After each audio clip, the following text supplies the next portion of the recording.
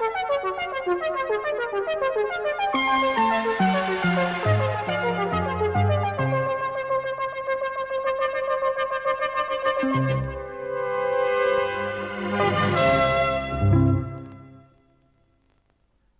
started this whole shebang merely with the intention of looking at Sega's System 16 arcades, but we've come on leaps and bounds since then.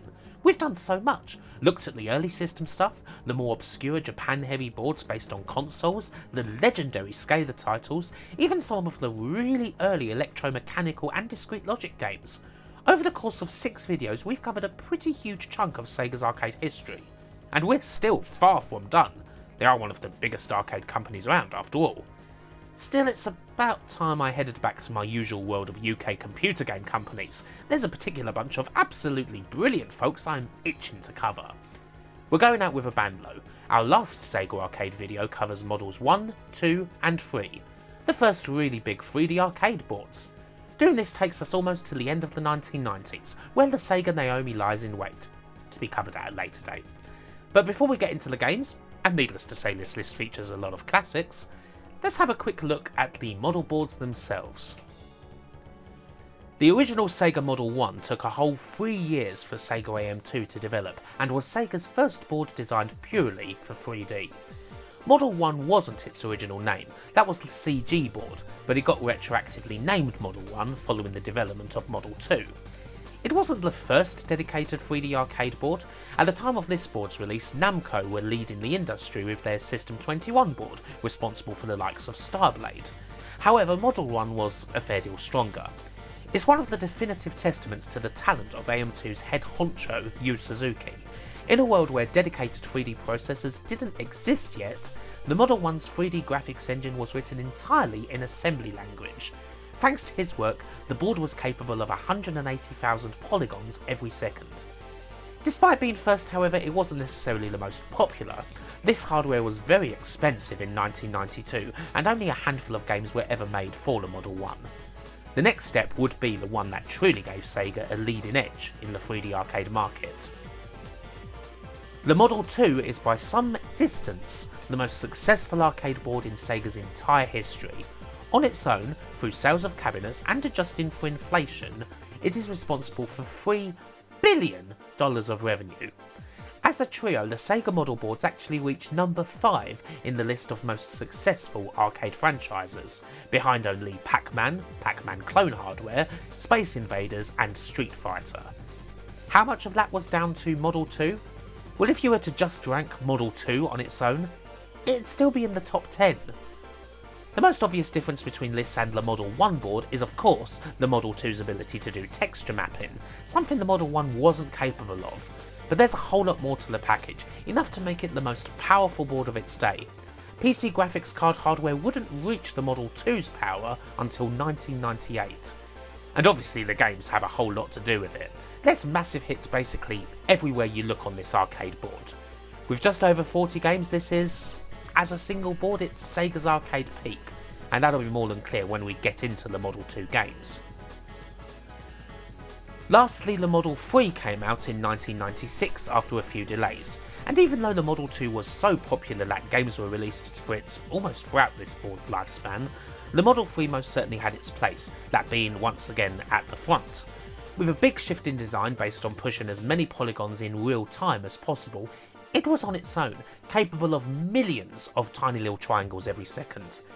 In a time when consumer hardware and arcade hardware were getting closer and closer, largely by design, and the desire of companies like Namco and Sony to really bring those arcade experiences home, the Model 3 was the one that stood out as being something that you couldn't do at all in the home. Not just due to the extravagance of the machines, but due to the sheer power that was years ahead of all consumer options. It raged against the popular trends until 1999, when the Naomi took the Model 3's place and brought Sega's arcades a great deal closer to the then popular Dreamcast. With the Model 3 being Sega's last major piece of arcade hardware that really sought to create a big gap between what you could get in the arcades and what you could get in the home, is perhaps a good place to stop. So, how do you play these games? Leaving aside the real hardware options, which probably aren't realistic for most people in this case, Emulating the Sega model board largely takes us away from MAME and towards dedicated programs. MAME will be sufficient for almost every Model 1 game. While both Win War and Star Wars Arcade are currently marked as not available in MAME, I actually didn't have much trouble playing both when I tried. So what about the Model 2? This one's not too bad. I used an emulator called, quite simply, Sega Model 2 to play just about every Model 2 game, and it ran all of them just fine. Is it a perfect experience? Perhaps not, certainly not yet, but this is a great way to go for the regular player. Simply point the Model 2 emulator towards your folder of MAME ROMs or stick them in the program's ROM folder and they'll all come up in a neat list. It's all good. What about Model 3? Yeah, that's doable too, although as you might expect nowhere near as good as Model 2. There's one game in town here, and that's Supermodel, by far the most featured Model 3 emulator. Annoyingly, the version available on the program's website is very, very out of date. However, it's an open source program and updates have continued on forums. You can find the most recent version of Supermodel on emuline.org, but you will have to register. Also, you may want to find a GUI. Supermodel by itself is operated entirely using command line, but a couple of GUI options are out there if you search. They may play bloody murder with your antivirus, mind you. Supermodel isn't exactly one for beginners, and even with a GUI, the interface can be quite irritating. However, it's programmed so that most games, once you've pointed to their folder, can be played immediately without too much need to configure controls. The quality of Model 3 emulation is a bit mixed, of course. While most games are more than playable, you can expect a good few graphical glitches and slowdown, which isn't too surprising. Also, there is the matter of trying to emulate the controls of some pretty extravagant arcades. Sega didn't use their fancy Model 3 board for simple platformers after all. Racing games can be more than a little bit sensitive, especially if you've got, say, regular 360 controller. And some other games, yeah, good luck trying to get anything out of them. Supermodel is certainly fun to mess around with, and it's a cool way to play some great games, but it's not exactly comparable to the arcade experience in a way that something more simple would be. With this being a factor not just for Model 3 but a lot of Model 2 games as well, I've decided not to do the usual countdown. I think it's much fairer to do as we did in the Scalar video and look at the franchises and series of games that made the system in a regular manner. We'll go through the big ones first, the Virtua Fighters, Daytonas and so on, through to the smaller series, and eventually to games that simply existed on their own. While most of the games are famous, we don't have any quiz or mahjong titles here, we do still have a few cool ones you may not know. There are a few games that I wasn't able to really get anything out of, usually due to control reasons or the emulation just not working out. Behind Enemy Lines, Boat Race GP, Dirt Devils, Emergency Call Ambulance, Magical Truck Adventure and Power Sled had to be left out, unfortunately. There's also the small manual of Denu Senki Netmerk, which is totally unemulatable, but that's a very unique and interesting cabinet, so that will be covered later in the video. With all that said, let's go back to 1992 and the Sega Model 1 game that started it all. Here we are then, Virtua Racing. Basically a decade of arcade-leading racing games had been leading up to this one, Sega's first foray into the world of 3D graphics, and it was certainly worth waiting for. In fact, the thing that's perhaps most shocking and surprising, considering that this game is so early and not too much more than a load of untextured polygons, is just how well Virtua Racing holds up. You need no qualifiers whatsoever to enjoy it now. Crucially, it's still got the arcade speed both in how quickly it runs and in the gameplay. Much like Power Drift, it's totally impossible to actually destroy your car, and instead you just send it spinning theatrically, meaning that there's never all that much of a pause in the action. There's also the smooth transitions when you change views, going anywhere from far above the track to right inside the cockpit. Sega incorporated these transitions and then immediately patented them, ensuring that no bugger else could stick them in their games. Virtua Racing's formula is one that we will be seeing endlessly as we go through these model games. You get in the machine and you can choose between one of 3 courses designated as beginner, middle and expert. While the game itself never had a full-on sequel as such, these building blocks constitute so many other Sega racing games. And of course you've got the dead good cabinet. A Virtua Racing cabinet was a monster and a half. There's one specific feature you may have noticed. Yeah, the game runs in widescreen. Amusingly, it's pretty much the only game in this list to actually run in 16:9, almost everything else is in 4:3. But damn, Yeah, it's quite fine to see. And that's hardly all. There's twin cabinets too. And they can be linked. It's possible to link 4 twin cabinets together, creating an 8-player Virtua Racing experience. However, the true champion's path could be found with Virtua Formula, an utterly monstrous 4-player version of the game, complete with massive screens and hydraulic F1 cars for players to sit in. That's something you often could only find in Sega worlds or theme parks and the like, simply due to the sheer size of the thing. Oh, and it costing roughly 250 grand at the time. Whichever way you slice it, Virtua Racing is an arcade monolith. As Sega's first 3D game, it set the ball rolling for a whole new era. It's a testament to the game's quality that even as a lot of other 3D arcade games of the time have become a bit more obscure, this one's still out there, receiving lovingly crafted Sega Ages homages on the Switch. They'd even bring it to the Mega Drive with the help of that big old SVP chip and a whopping large cartridge. And it's still good. My only wish is that it did have some sort of extended music track instead of all those little cues. Other than that, it's bloody tremendous.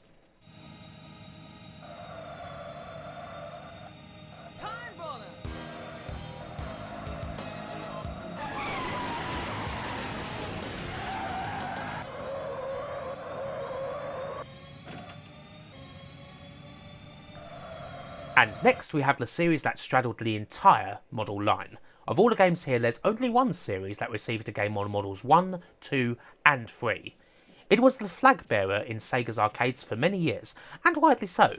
Because hey, as much as the lavish and expensive cabinets for big old racing games are so very pretty, you can't beat a regular old cabinet that so happens to contain a kick-ass and very popular fighting game when it comes to arcade dominance. And such was the case with Virtua Fighter. We've seen a few of Sega's attempts at fighting games over the course of this video.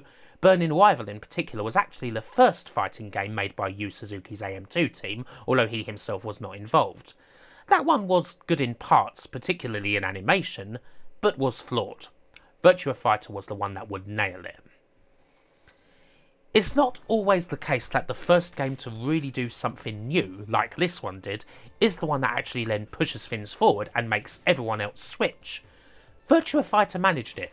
It was the first 3D fighting game, and by virtue of being a massive success, especially in Japan, it set the ball rolling. Tekken may well have ended up being more popular in most people's eyes, but it's not like anyone actually forgets Virtua Fighter. It was a monolith. Even the first game without any of the textures is still excellent now. You've got the wide range of fighters, the moves and the combos, you've got all you really need. Even the weird moon physics in the jumps do sort of end up becoming second nature. It's quite wonderful to play. I recall that the first time I played this may actually have been early in the morning at Gatwick Airport, the machine randomly placed somewhere in the departure lounge, and it most certainly hooked me then and there. Finding the game in such a place also speaks to its ubiquity. Alas, it didn't make it to the regular Mega Drive, but it did make it to the 32X. It was actually set to be the launch title for the Sega Neptune, by the way, but it just ended up being the launcher for the Saturn instead. And even that 32-bit machine did struggle a little bit.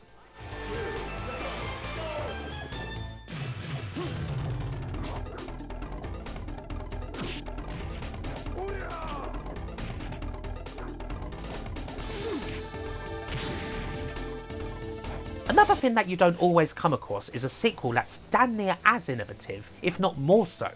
Street Fighter 2 is kind of obvious, of course, but Virtua Fighter 2? Seriously up there. First off, well, this was always my favourite in the series.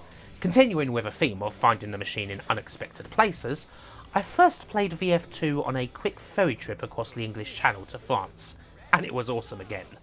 It's still got the immediately legendary list of fighters from the original, of course, our beloved generic karate man Akira, the wrestler Wolf Hawkfield, Kage the Ninja and so on, but even though only 2 more were added, one of them does happen to be Shun, the old bastard drunken master who is my undoubted favourite.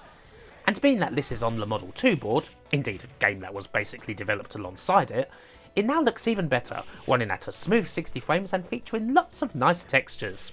Lovely. But that's not really the big innovation. Virtua Fighter 2's big innovation, one which wasn't possible without the Model 2 chip, was that it was the first ever game to use motion capture technology.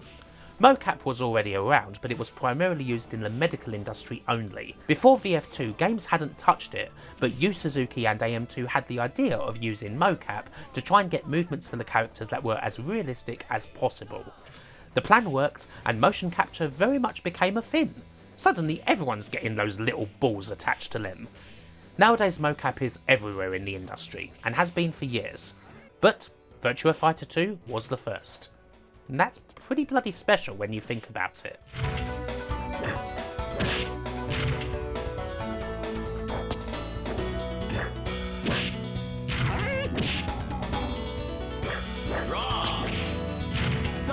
And then there's Virtua Fighter 3, once again the standard bearer, only this time for the Model 3 chip. And okay, I'll be the first to say that Virtua Fighter 3 isn't quite as special and clearly not as innovative as the two titles that came before that. It did try to do new things, but it just kind of missed the mark. VF3 tried to abandon the square arena, instead creating more natural feeling arenas with multiple layers, lots of undulating terrain, steps, all sorts, caged stuff, you know. It certainly looks great and is an utterly fantastic idea in theory. In practice it's actually kind of awkward and often makes the fighters look like they're floating. No one really seemed to follow VF3's example here, and Sega themselves kind of binned the concept with the next instalment that we're not going to be seeing. It's a fine fighting game, of course, not terrible, but nowhere near 1 or 2. It's certainly better enjoyed if you play the 3TB variation, mind you. In this mode you can select a team of 3 fighters and pit them against another trio, which at least can take you out of your comfort zone and get you familiar with the new folk, like Taka, a sumo, who are sadly rarely seen in the series again. You know, kinda like Ganryu from Tekken. Aside from good old E Honda, sumos in fighting games just can't catch a break. There's a lot more that could be expanded upon here, of course. So many games and series in this video more than merit a vid entirely by themselves. Hopefully this is a neat overview at least of Virtua Fighter's key innovations and the reasons why it is such a legendary series, one of the most important ones of the 1990s. And leaving aside all that pomp, it's still bloody good to play, even in its earliest versions. And guess what? The classics aren't letting up anytime soon. This video is more than a bit front-loaded, but you would expect no less.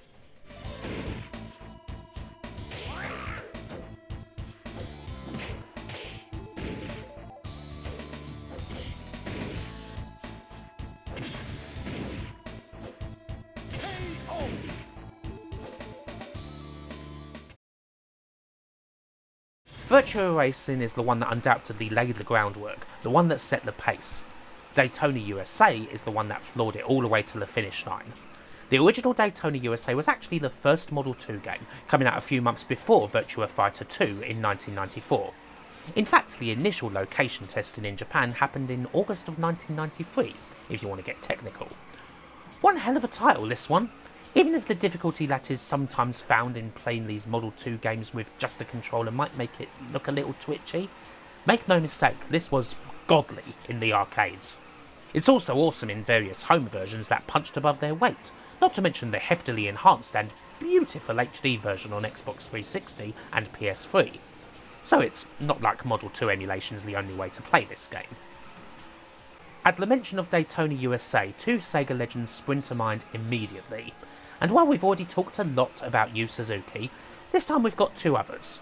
You can't talk about Daytona and not mention Toshihiro Nagoshi, a Sega lifer who initially came up under Suzuki in AM2 and would go on to be the engine behind Virtua Racing and Daytona USA. And that's far from everything. He was one of the driving forces behind Shenmue, the head man on Super Monkey Ball, and in recent times, well, he's Mr. Yakuza. But we can talk about that more a bit later. Nagoshi is one of the company's all-time greats, and Daytona is one of his signature titles. The other legend is, of course, Takanobu Mitsuyoshi. Why? Well, because he composed the music, and also sang it.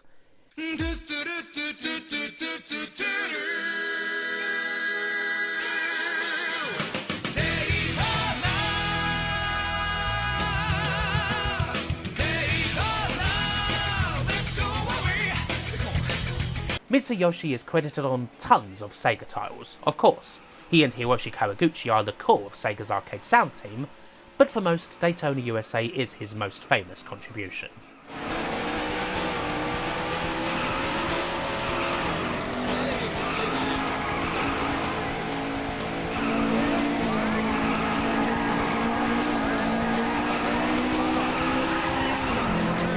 Daytona USA is just, it's kind of like the difference between Virtua Fighter 1 and 2, in a way.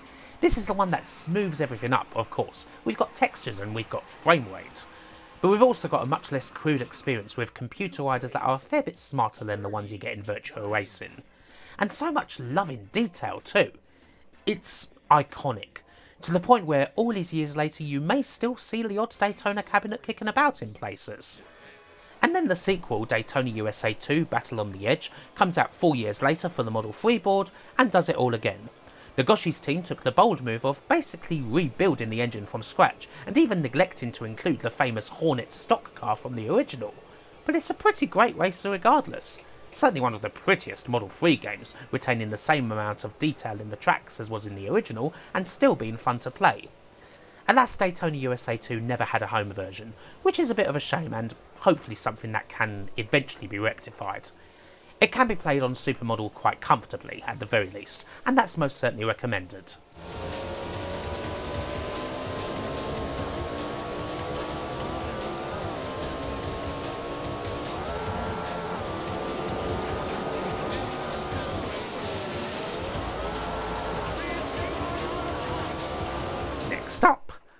Next up, how about Virtua Cop 1 and 2, the first 3D light gun game? No more need for those weird American laser games, your Mad Dog McCrees and crime patrols and all of that weirdness. There's a new sheriff in town. While Virtua Cop did kinda go down in the pecking order on the arrival of games like Time Crisis and indeed Sega's own House of the Dead, I absolutely love both of these games, and even if I can't really play them with a light gun, it's still quite fun to play them with a mouse on PC. Not much of a surprise, seeing as both games had quite warmly received PC conversions back in the day to go along with the Saturn version and, of course, the all-conquering Tiger Electronics handheld version of the game. Okay, maybe not that last one.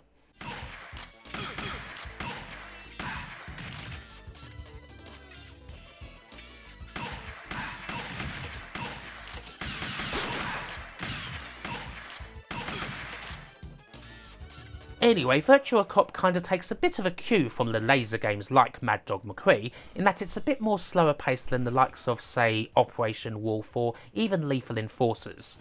You prowl around, you wait, enemy comes out, bang! Shoot them before that reticle turns red and they blast you. And of course, do try not to shoot any civilians even though they're really stupid. Seriously, what kind of idiot sticks their head up to say, "Don't shoot," while the shootout's going on? You're already in cover, just stay there. Bloody hell. Alas, we've probably all ended a civ's life at one point. Most famously of all on the classic UK TV show Games Master, where ex-Games World videator Martin Maver's 2-cabinet challenge on Virtua Cop 2 came to an end when he shot a civvy. He took it badly, immediately launching into a round of expletives that fortunately weren't picked up by the mics, and then claiming he'd actually shot the poor bastard on purpose because he looked like 90s UK pop singer Peter Andre. So it goes. But whether you're playing 2 cabinets at the same time or not, this is fantastic. I think I had to play this literally every time I saw it in the arcade. I was that hooked on it.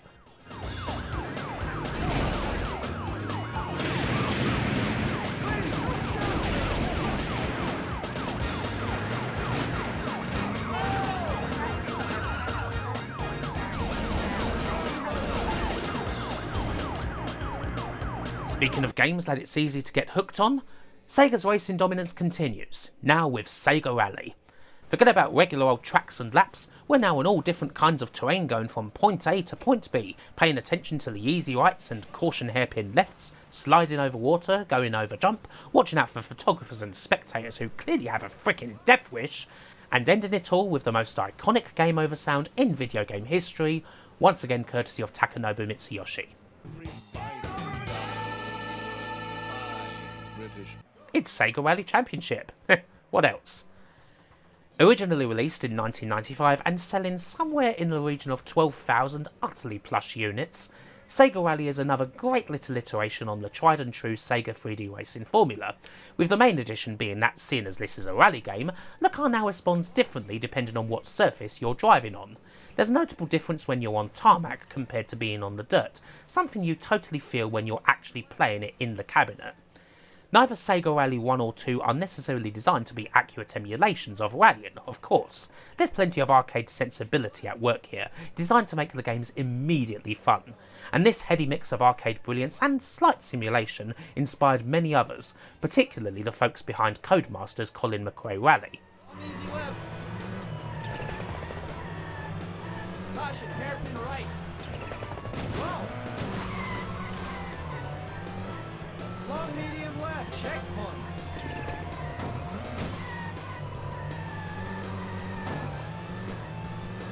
People don't necessarily talk about Sega Rally 2 as much as the original, which is kind of a shame. Despite the old Supermodel emulator producing some quite glitchy graphics for this one, it's still playable and the racing itself is a lot of fun, with plenty of tweaks on the original game.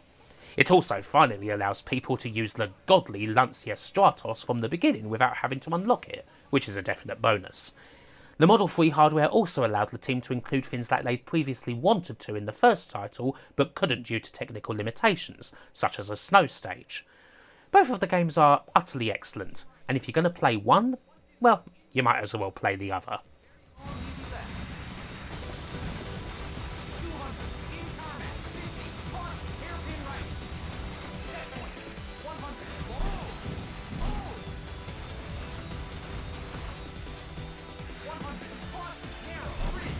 Up next we have Fighting Vipers.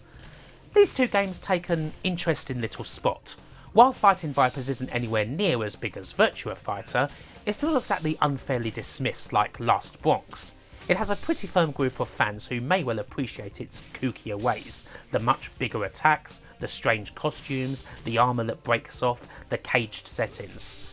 Funny thing is, a lot of the design decisions made for Fighting Vipers were actually done so the game would appeal more to younger folk. This definitely tries to go for the kids more than Virtua Fighter does. A bit later on we'll see a very similar game which tries to do the same thing, but gets it totally wrong. Fighting Vipers is an example of one that gets it right. Of course, these design decisions by Sega may never become apparent to people who play it. Really, the look of Fighting Vipers is cool enough, vibrant enough and weird enough that it pretty much appeals to everybody anyway. The buttons are much the same as they are in Virtua Fighter, but the arenas are now enclosed. However, you've now got big old power attacks that will smash opponents right into, or indeed right through, those walls. These attacks also tend to break off people's armour. The characters all look wonderful and the stages are filled with lots of detail, particularly things that you can send opponents crashing right into if you finish them with a power attack, a massive T-Rex and all of that. Also, if you play the Japanese version, there's lots of Pepsi advertising. In fact, you can even play as Pepsi Man in the Japanese Saturn version of the game. Sadly, none of this was in the Western arcade or Saturn versions.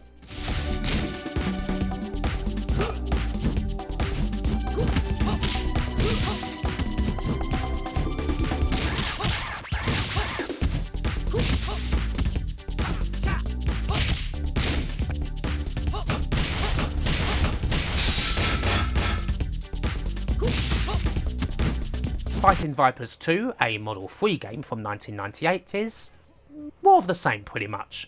It carries on with much the same theme and much the same gameplay, only now we've got a couple more characters. So if you like the original, you'll probably like this too. Naturally, it looks beautiful. If you're playing it on Supermodel, however, you may well encounter a fair bit of slowdown in some stages. There is an alternative. A virtually perfect port of the game was released for the Sega Dreamcast. However, it only ever came out in Japan for whatever reason. There were plans to release it in the West, but it never came to pass. Definitely worth seeking out if you're hungry for more Viper action. And yes, don't worry, we will be looking at Sonic the Fighters a bit later. I bloody wish we weren't, but there you go.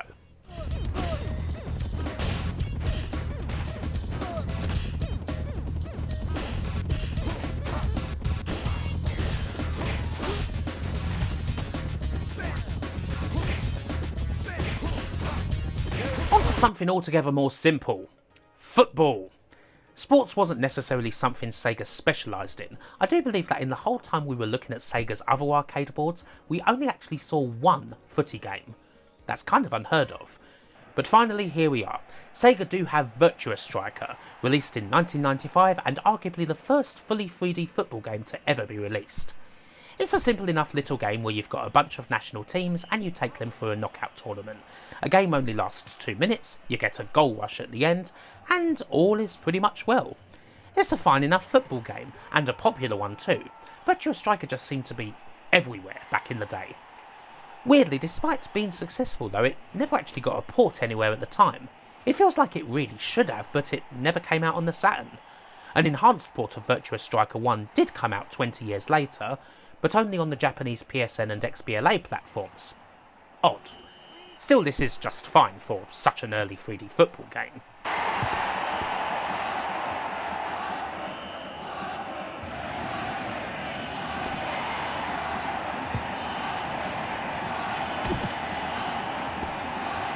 It feels like Virtua Striker 2 should be a big improvement. We've got the improved textures, we've got smooth 60 frames and all sorts. And yet, quite honestly, this game drives me bloody crazy. Like, it's barely playable. Some big faults just seem to become very apparent when you play this. How bloody long it takes for your player to actually control a friggin' ball, for example, or how balked the passing system is. It's really not fun. I seem to remember enjoying it more in the arcade back in the day, but either it's just not held up at all, or there's some sort of emulation issue. Much like the original, this never received a home port despite being popular and receiving lots of updated versions as a result. Supermodel's kind of the only way to play it, but no, I couldn't recommend it at all. There are games released at the same time in the home, like ISS Pro, that may not be quite as strong graphically, but they do a similar style of arcade football and do it way, way better. The original Virtua Striker is the one to go for here, I'm afraid.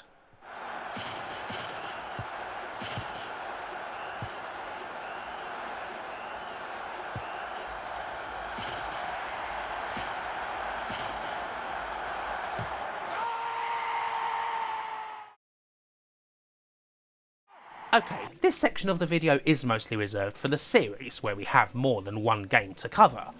But it would be kind of silly to not include House of the Dead here, wouldn't it? Even if only one of the HOTD games came out on the model boards, this is the first game in Sega's signature light gun series, a whopping arcade behemoth and one of the absolute champions of the field. If you love light gun games, you love House of the Dead. I suppose what you get here at its core is an evolution on Virtua Cop.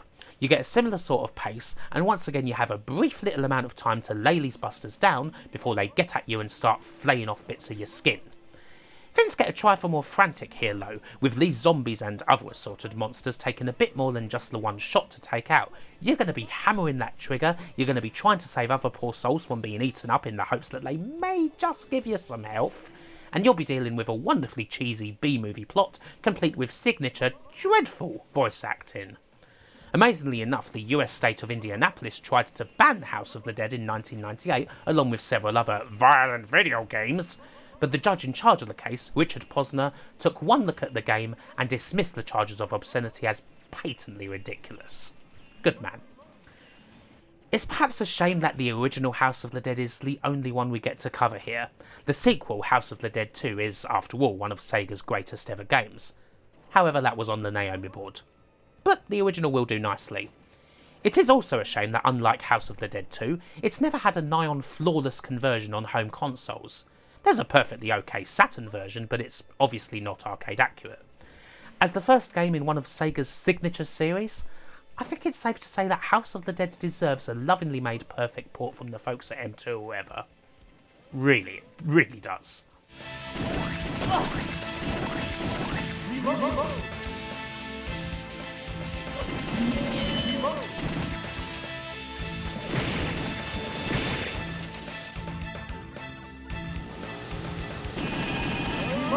Next up, one of my absolute favourites. We've had fun with the basic fighting games, the light gunners, the racing titles and all that, but here we have something that's kind of on its own. We've got the two Virtualon games, Cyber Troopers Virtualon and Virtualon Oratorio Tangram. Both would happily place amongst my all-time favourite fighting games. There's nothing like them. It's hard to really simplify these games in a sentence, but I guess I'd say that they're basically an arcadey take on the rather niche mech genre of game. You know, Armoured Core and all of that. You pick a Virtuaroid from a selection that's packed with the fast and smalls, the powerful and slows, the specialists, the all-rounders, the usual bunch. It's all in the movement, really. The dual stick play, timing the dashes and unleashing your weapons at the right moment. The controls for Virtualon seem like they're going to be really intimidating at first, but honestly, once you start playing, they feel so utterly natural. At its core, this is a game that anyone can enjoy. It takes a lot to master the many nuances here, how to achieve the most optimal lateral dashes on your opponent that not only evade shots, but allow you to get hits in or even get right up close. But you don't need to know everything to have so much fun. You just need to play.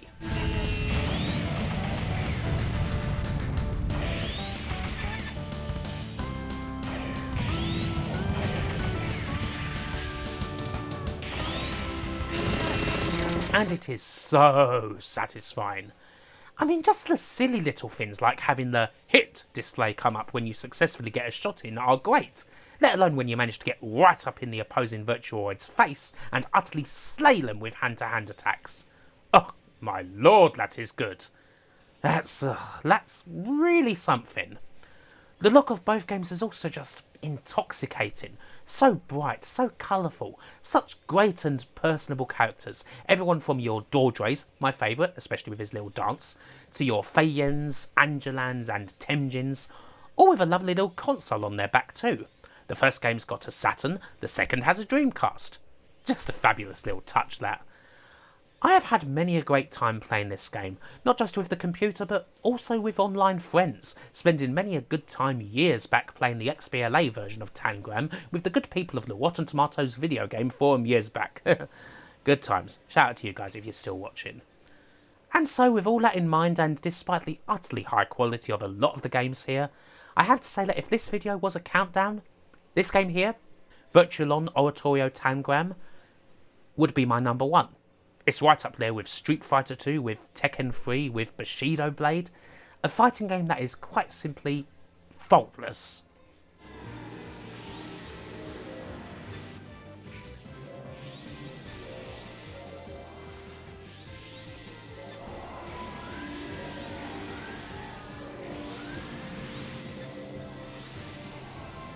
Our final series takes us back to rail shooter goodness.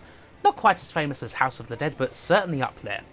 These are two games that are very much linked, Gunblade NY and LA Machine Guns. The first game from 1995 is very memorable for me, just because of the utterly massive screen it used to be played on. A couple of the arcades around my area did used to have Gunblade and, god, it was glorious. It's more of a classic light gun game where you've got a lot more enemies to shoot and a big old auto-firing machine gun to do the shooting with. It's all quite relentless and it's certainly an experience. Hell, it's still one now. This game moves so smoothly and looks so detailed that honestly, at times, it's really hard to believe that it is 25 years old. Another smash in the genre for Sega, that's for damn sure.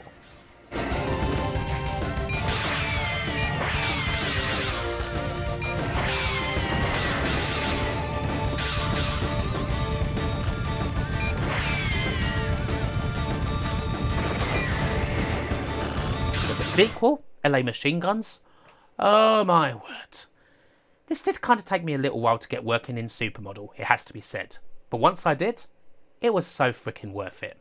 This is everything you loved about Gunblade NY and more, taking total advantage of that yummy Model 3. Bloody hell.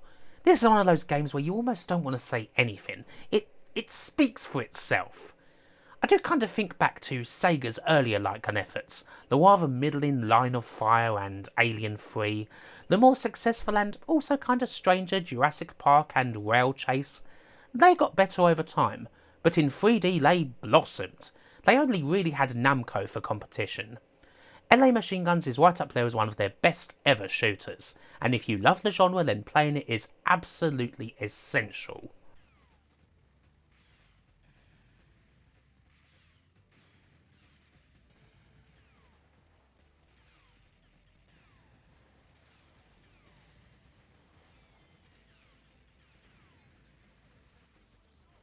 Right, with that we have basically covered all of the series. We've seen most of the names that utterly define the Sega model boards, the first names that you were all thinking of when you clicked on this video right here. But we still have plenty of games to go, and they're not all obscurities. There's some very important titles still to come. But these ones are all single games. Some of them can be generic, some are a fair bit more interesting, others are most certainly of the good old MJR approved hidden gem standard. So let's take a quick smash through the lot of them. Let's go all the way back then to the Model 1. Here's Star Wars Arcade from 1993. I feel that most people only really know this one from the rather substandard port it got on the old 32X. The arcade isn't necessarily a great one, but it's certainly a different matter. A massive screen, a lot of incredibly loud effects, plenty of ships to kill, and the cool feature of allowing two players to take different roles. One can be the pilot, the other can be the gunner. It does have all your usual Star Wars fixings, of course, and generally it plays a lot like the classic old Atari game. For all the flashiness though, it's not necessarily better than that one. Not a bad flying shooter, but Sega do have a fair few better original games in the genre. I do give this one a bit of credit for not doing a bad job at the whole Star Wars thing despite not having any textured polygons, mind you. Nice touch.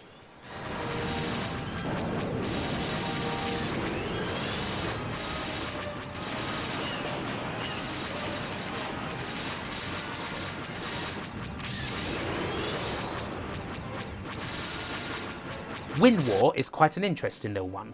Unlike the other Model 1 games, this one never actually received a home port, at least the ones where a home port was feasible anyhow. It's another flying game, only this time it generally takes the form of a dogfight. You and your opponent pick a plane and then duke it out in the skies. Live to fly to live, do or die, and so forth. Awesomely, you can pick a whole load of aircraft past and present.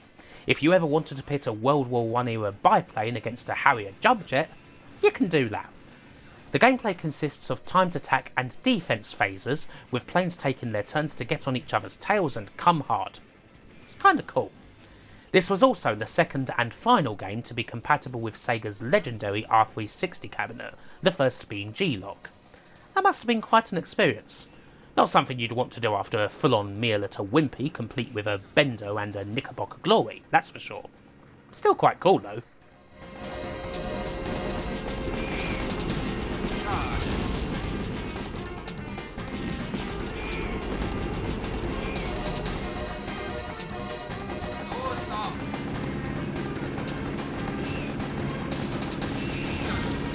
There is one other interesting Model 1 title to look at, even though it can't be emulated at all.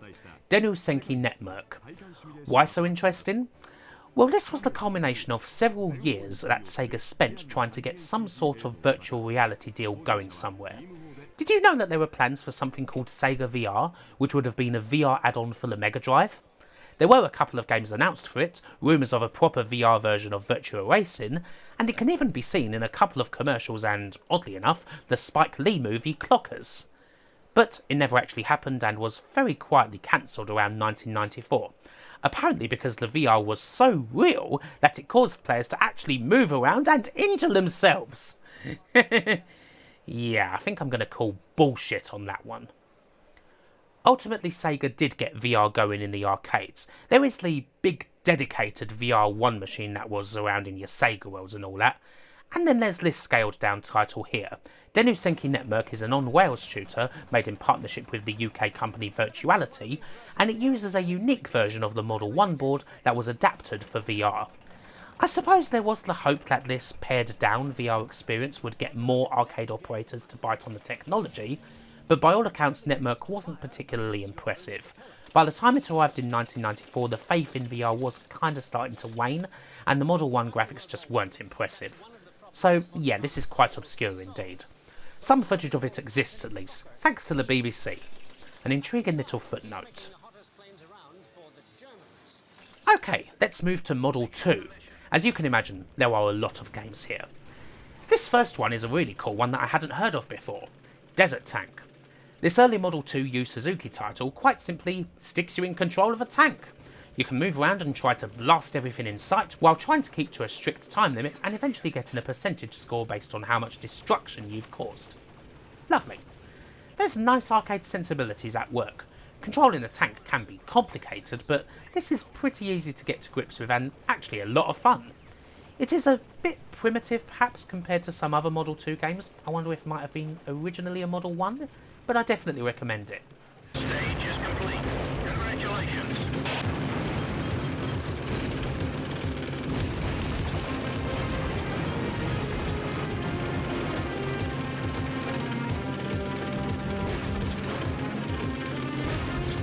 There are of course plenty of racing games here.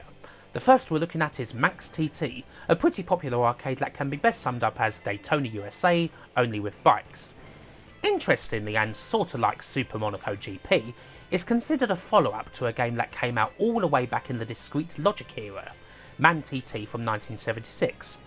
Much like that game, you've got the world famous Isle of Man TT circuit, and you've got a ride.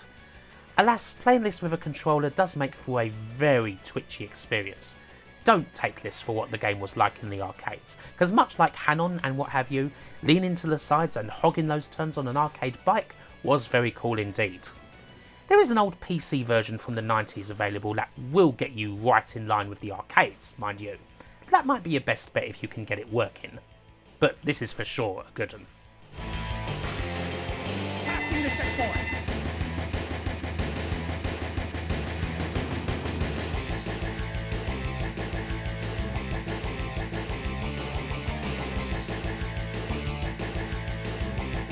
Sky Target from 1995 takes us back to the familiar feeling of flying around in a modern jet and taking down enemy planes.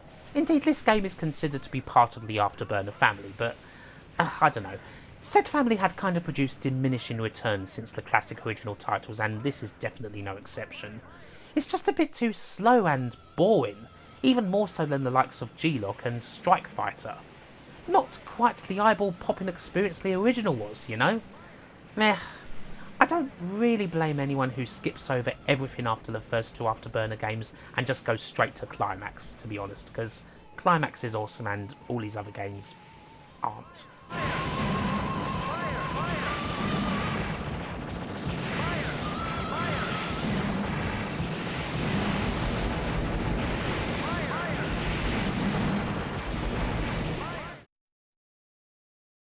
Dead or Alive? As in Lee Dead or Alive, the one with the big combos, fancy reversals and bouncing floors? Yeah, the very same. The Model 2 did have a couple of third-party titles, and List Fighter by Tecmo was most certainly one of them. Weird thing is though, I never think too much about the original arcade version of this game. It's not bad or anything, but this has always been very much a home game for me. I played it to absolute bloody death on the PlayStation, and that's kinda where it belongs. Now obviously I can't look over it appearing on the Saturn as well, and as you might expect the Saturn was the lead home platform for the game. But yeah, it does kind of feel a bit odd to see here still. Anywho, it's an excellent fighter indeed, with a brilliant set of characters, including no less a figure than Ryu Hayabusa himself. Duh. The first game in a classic series, obviously play it if you haven't, and yeah, you know, it's got those bouncy floors and all that. Yeah, you know, boobs.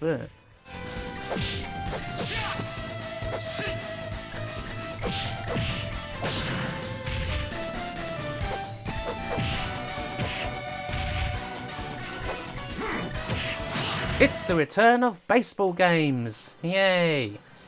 There are a couple of these Dynamite baseball games that I suppose can be considered the successors to the old Major League franchise, and there's not a whole lot to say about them.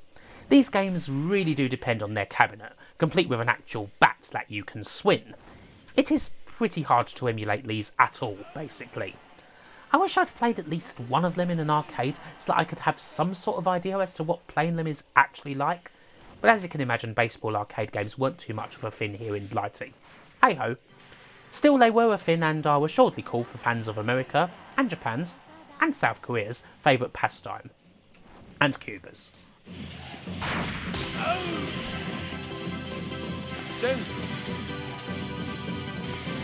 4番ライトローズ Oh my word, yes, here we go. The STV video gave us Dynamite Deca, which was bloody awesome and easily the top game there. This video gives us Dynamite Cop, the game's sequel, and it's even better. It takes itself even less seriously. This is a completely surreal beat-em-up experience set on a big old boat with a president's daughter that's got herself in trouble again and is now hiding in a suitcase, the ability to actually freaking nuke your opponents, some of the most brilliant weapons and ridiculous enemies you'll ever find in a beat-em-up. Playing it isn't just entertaining, it's hilarious. An actual really funny comedy video game that doesn't skimp on gameplay. Such things are very rare indeed. Look, for God's sake, whether you do it using a Model 2 emulator or a Sega Dreamcast or anything at all, play this if you haven't. Legitimately one of the best games in the entire video.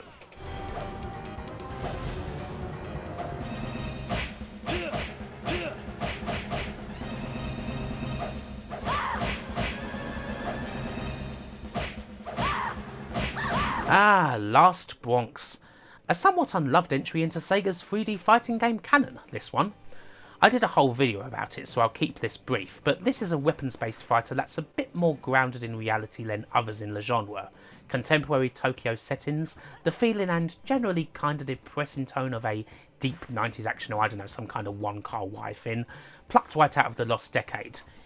It got almost no love back when it came out, unfortunately, but it's actually very good indeed, fast-paced and violent with a system that definitely rewards continued play to eke out its little complexities. Again, I did a whole video, so do go and watch it. After you finish this one, obviously.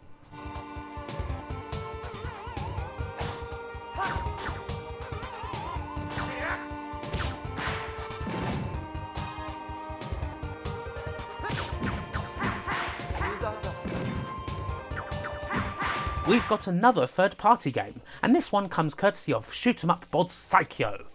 Pilot Kids comes from 1999 and is in fact the very last Model 2 game. It's a good 2.5D shmup though.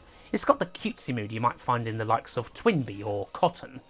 The aesthetic and the difficulty do make this feel like a shmup aimed at a younger audience. This is definitely a lot more forgiving than a lot of other entries in the genre from this time, but it's a fine game regardless of that. Not a top level shooter, but certainly not one that you'd regret playing.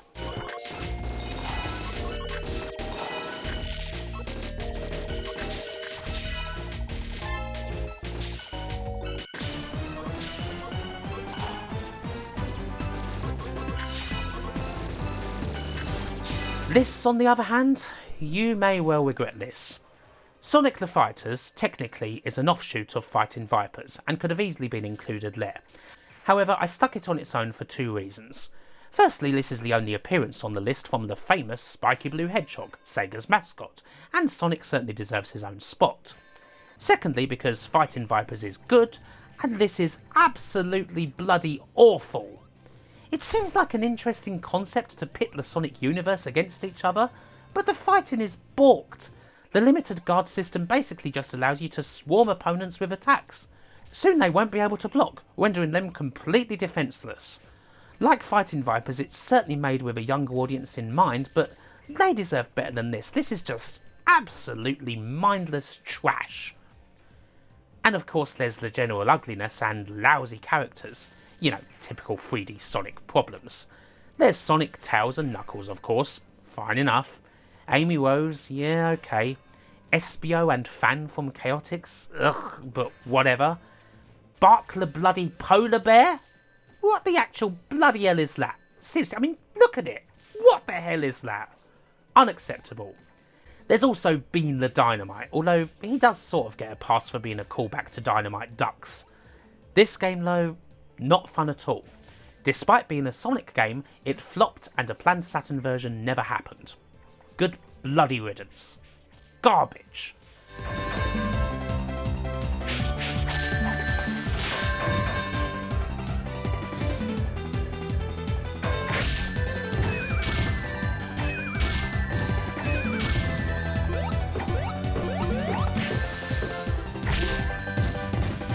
Here's a cool one that's not so well known.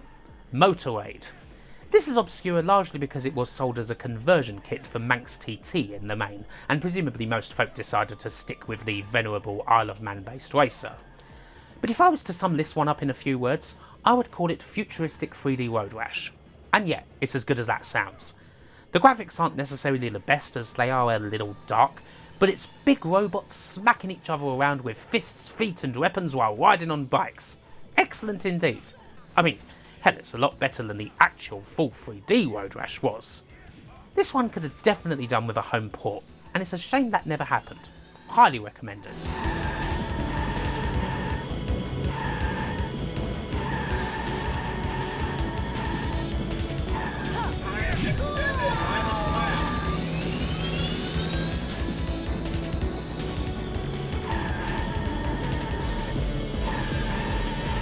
Now, I'm not going to lie, a lot of these racing games do eventually blend in with each other.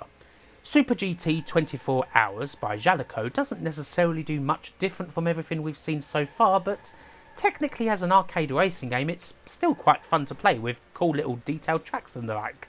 It's just that, you know, like the scalar titles where you've got the big games like Outrun, Hanon, Monaco GP and so on, you do also have the racing heroes that are still pretty good, but just don't really stand out too much. This is a racing hero, essentially. The same does kind of apply to another Jaleco racing game called Overrev. It's just fine, you know. It would get a lot more if I weren't covering about 20 other racing games in this video, let's put it that way.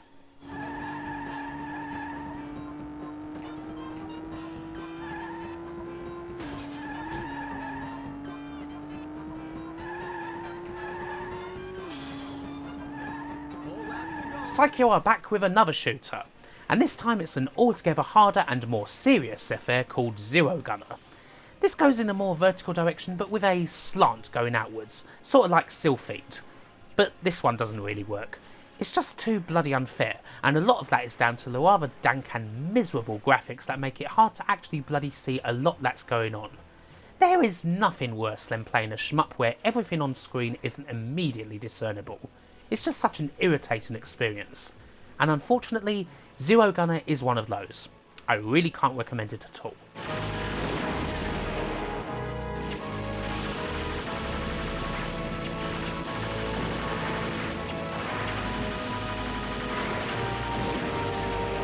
Here's a nice surprise, a second rail chase game. The first was a very wacky light gun title from the Scalar era, and this is more of the same. Still very out there, a rather mad experience where you and your girl are in a minecart and trying to escape with treasure while everyone else is out to kill you.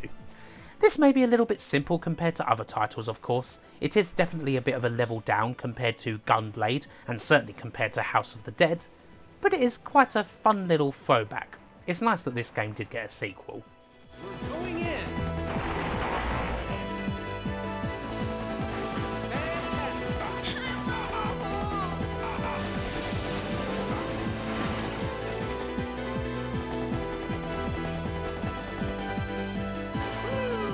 Now I have a trio of games here by Sega that are all rather similar. They're big old games with massive cabinets that emulate skiing on snow, skiing on water, and jet skiing. Sega Ski Super G, Water Ski, and Wave Runner. As such, these can be pretty difficult to emulate. You are not going to get the same experience at all, obviously, and in some cases you are going to struggle to control it. Indeed, there is another game called Top Skater which, alas, I just couldn't get a workable control scheme for when armed with naught but a simple controller. Of these ones, Wave Runner is certainly the most playable. It is quite easy to get to grips with, although, kind of like Namco's Aquajet, I reckon that playing this with a controller actually does make the whole thing pretty easy. Still okay enough though, cool to see, but there's not too much to say when it comes to emulating these games.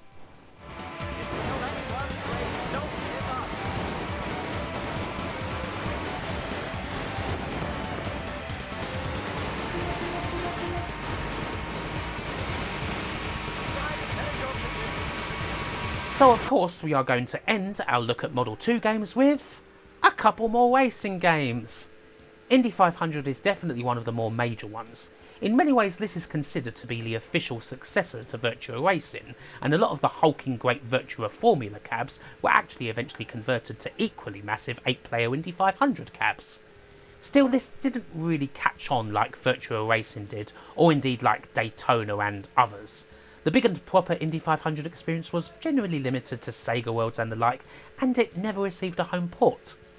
I mean, unless you count the Tiger R-Zone.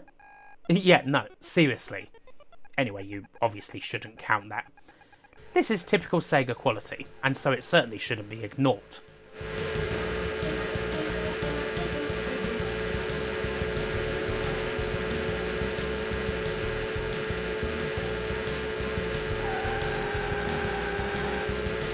Finally for Model 2, here's something a bit more European. Sega Touring Car Championship. Yeah, it's a bit similar to Sega Rally in many ways, only with laps, and could certainly have fit in there, but there's enough differences to merit its own entry.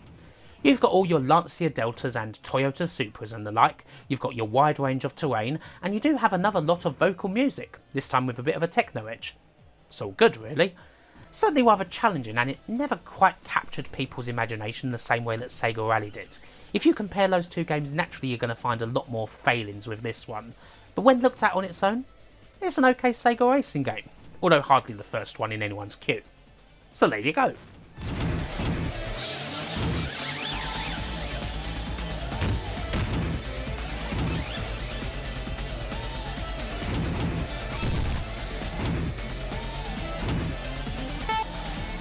Right, at last, we are on to Model 3, and we have quite a famous one to start with, Sega Bass Fishing, or Get Bass if you're in Japan.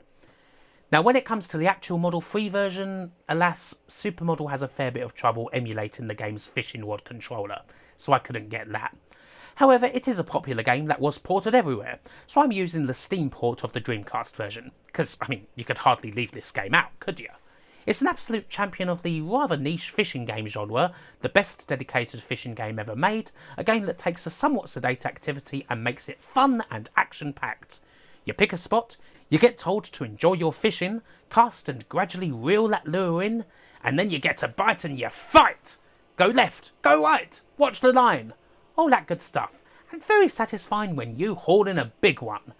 It's a lovely game, one that's just so immediately good. Even if playing the original arcade can be tricky nowadays, you definitely should play this one way or another.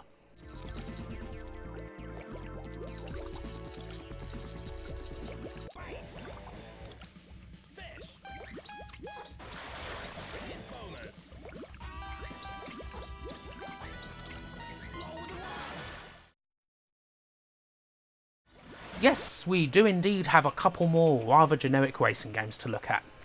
Scud Race here does suffer from more emulation related issues, but it was fairly popular. Indeed, it is considered to be a part of Daytona USA's family. Once again, Toshihiro Nagoshi's heavily involved with this game, so you can expect it to be very nice indeed. Unfortunately, it didn't get any kind of port, although the main tracks of the game did find their way into the port of OutRun 2 for the Xbox. Also worthy of note is the Japanese-only update of the game, Scud Race Plus. This adds a whole load of weirdness to the game, including a bus that's filled with AM2 developers. Unfortunately, I couldn't get this version to work in Supermodel at all.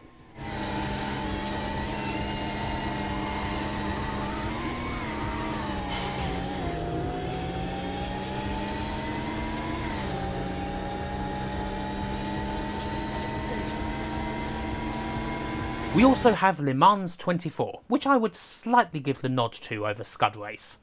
I should note that the default controls for racing games in Supermodel are interesting. Almost everything is done using the left analog stick. It's kind of like playing an Amiga racing game, only with really freaking good graphics. It's not ideal, but it's still cool. The intriguing thing is that the Le Mans race here is shrunk down to 10 minutes, and you earn extra time by doing things such as passing cars as opposed to reaching regular old checkpoints. The racing's actually quite competitive and fierce as a result, which is pretty welcome. It's a nice and different little spin for the last of the racing games that we'll be covering in this video, and it's worth playing.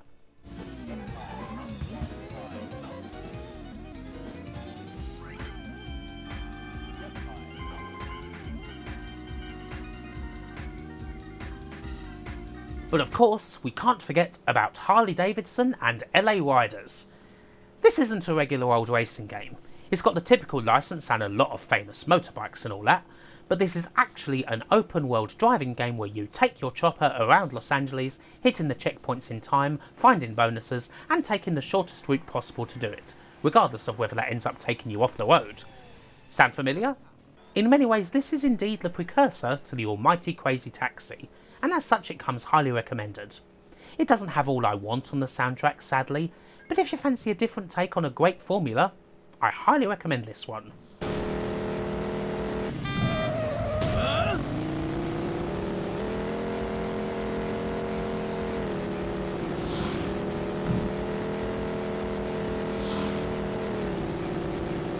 Now here's one I absolutely loved back in the day.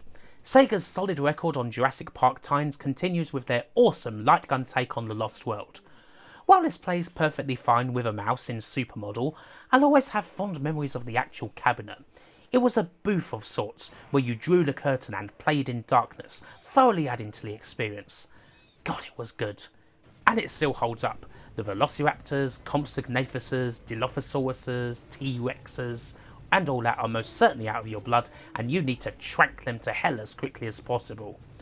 Not quite as utterly hat stand as the original Jurassic Park game, but it is definitely better.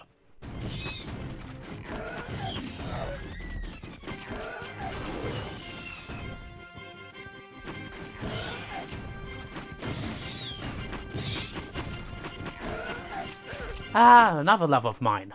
Star Wars Arcade was just fine, of course. But Star Wars Trilogy Arcade? Hell yeah, this is the shit. Take on 3 of the most famous battles from the films, intersected with a lightsaber duel against Lord Vader himself. It's kind of a rail shooter of sorts, once again quite similar to the original Atari game, but definitely on the same level. Annoyingly, the controls aren't good for this in Super Model at all. It's barely playable. However, I have played it loads and have even played it recently at NQ64 in Manchester, so I know it still holds up.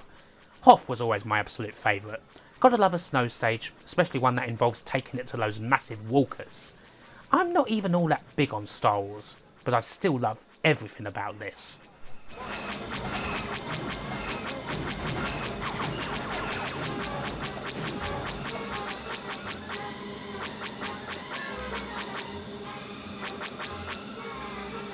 Here's our final light gun game, the somewhat obscure Ocean Hunter.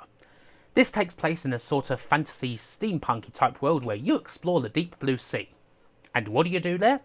Well, you spot all this wildlife, make a nuisance of yourself and cause them to attack, and then you kill them. Yes! As anointed by God, man holds dominion over the waters. We're doing something about endangered species, alright? We're making more of them! Yeah, it's a bit cringy now, isn't it? Killing fishies just for the sheer hell of it aside, this is average. We have seen many better light gun games by this point, and this just is not really worth plucking out of the depths. Big meh energy on this one.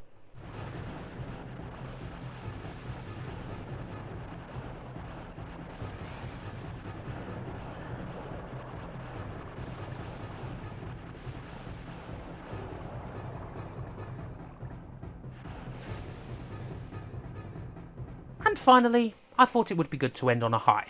We've got a Model 3 arcade game that's pretty relevant to Sega nowadays. It's time for Spike Out, and indeed its update, Spike Out Final Edition. A good old-fashioned 3D beat-em-up. We had a lot of fun with Dynamite Cop early on, and Spike Out's a good one too. This game, the first beat-em-up to feature linked cabinets, allows you to pick from a quartet of fighters, charge up attacks, crush enemies' necks with dragon suplexes, and even, in the case of the main character Spike, indiscriminately throw your young child at the thugs. What a fine game. A massive ton of fun to play indeed. Oddly, despite being a big success, especially in Japan, Spike Out didn't get too much of a chance in the home. A Dreamcast port was worked on heftily, but never released before eventually a sequel did come out, but only on the Xbox in Japan, so it's very obscure. There are other spin-offs like Slash Out for later boards, but not all that much for Spike Out in the end. Still, this game is quite important. It was, after all, Toshihiro Nagoshi's baby. At the same time as he was doing this, he was pretty heavily involved in Shenmue for the Dreamcast. And in the end, both of these games came together to influence the series he is still very much in charge of, Yakuza. The beat-em-up action in Yakuza is an evolution of what you see in Shenmue, certainly, but is perhaps even more so an evolution of what Nagoshi did in Spike Out. A lot of folk credit Shenmue as the main precursor to Yakuza, and that's understandable with the marriage of beat-em-up action, big story and even bigger open world. But do not forget about Spike Out as well. The adventures of Kazuma Kiryu and company wouldn't have happened without both of these games. And yeah, you should just play Spike Out anyway because it's awesome, even without this importance.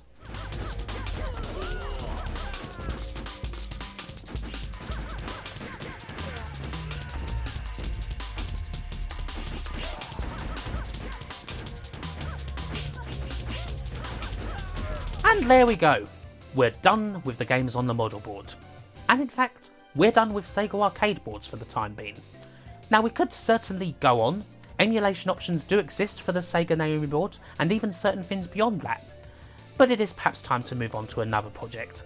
Perhaps in the future I will return for the Sega Naomi board and others.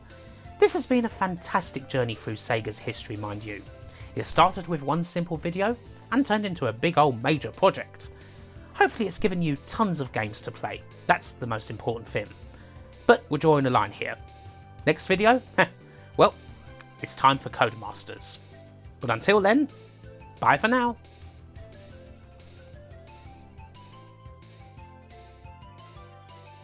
Thank you so much for watching this video. If you liked the video then please do like it, leave some cool comments, have a look at my social media, and also if you really like my stuff, perhaps you'd like to have a look at my Patreon.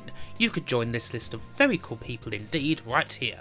Alexa Jones Gonzalez, Andrew Dalton, Arcade LY Webmaster, Brian Henniger, Chris, Conrad Pritchard, D. Xalior Wimwon Sutter, Dagorath Dungeon Keeper, Daniel Lomez, Danny Wolfers, Dave Cork, David Rose, Dinty76538, Dustin Cooper, Gary Samaden, Geordie Alex, Glunthef, Jays Manchild, Jace Alexander, Jeff Ladd, Lucas Kaligowski, Matthias Granzov, Michael Halliday, Mike Clayton Travis, Martin Pataki, Nate Milbank, Neem Kean, Piotr Margel, Ren Bimon, Robert De Felice, Rusty Kelly, Seth A. Robinson, Simon Gulliver, Stuart Christopher Brownlee, Tariq Amir, Tim Wald, Yoka Operator, and to all the rest of the glorious community, thank you so much and goodbye.